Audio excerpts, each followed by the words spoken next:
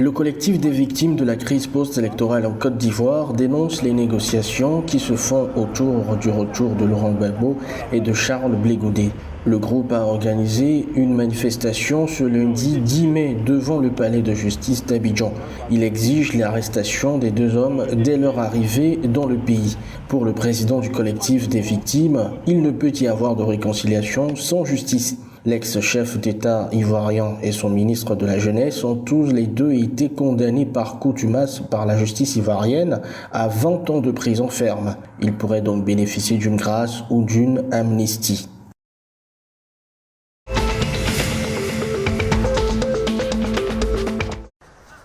L'État sénégalais a réitéré l'engagement de son gouvernement dans la mise en œuvre du programme de l'emploi des jeunes. Les pouvoirs publics comptent mobiliser 450 milliards de francs CFA pour une telle initiative. L'État sénégalais va recruter 65 000 jeunes à former et va aussi recruter 5 000 enseignants, mais également des agents pour les forces de défense et de sécurité.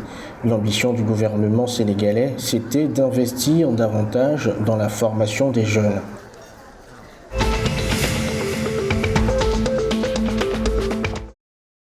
Le gouvernement ghanéen va accélérer la mise en œuvre de son programme d'emploi et de compétences. Le but, c'est de promouvoir le développement des compétences et d'offrir des emplois à la jeunesse, a déclaré dimanche à Accra le ministre ghanéen des Finances, Ken Ofori-Atta. Ce programme de 200 millions de dollars renforcera la capacité du secteur privé ainsi que des petites et moyennes entreprises à créer des emplois pour la jeunesse, a-t-il annoncé en conférence de presse. En plus de ce programme, le gouvernement lancera 8 nouvelles initiatives dans les mois à venir dans les secteurs de la santé, du tourisme, du commerce, de l'agriculture et des infrastructures afin de stimuler la croissance économique, ce qui contribuera également à la création d'emplois, a-t-il ajouté.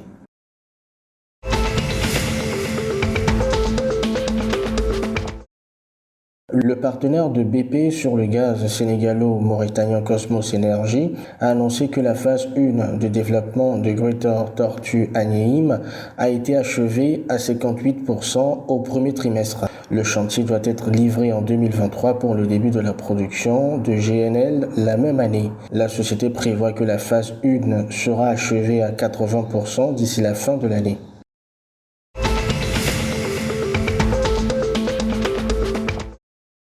Au Nigeria, le gouvernement fédéral ambitionne d'arrêter ses subventions au secteur électrique d'ici fin 2021, raison pour laquelle il a entamé une réforme des procédures de recouvrement des factures qui porte déjà ses fruits.